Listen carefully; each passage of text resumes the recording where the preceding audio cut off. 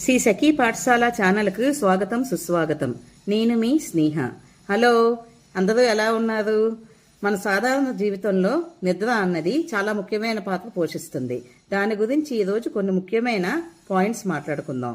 Point number 1, ప్రతి మనిషికి నిద్ర 7 గంటల నుంచి 8 గంటలు అవసరం. దానికి సరియైన సమయం రాత్రి 10 గంటల నుంచి ఉదయం 5 గంటల వరకు.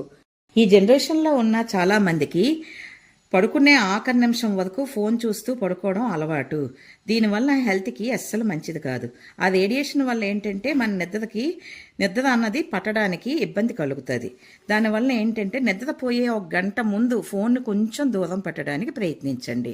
పడుకునే ముందు బ్రెయిన్కి కానీ మనసుకు కానీ ఆనందాన్ని కలిగించే విషయాలు గుర్తు తెచ్చుకోండి.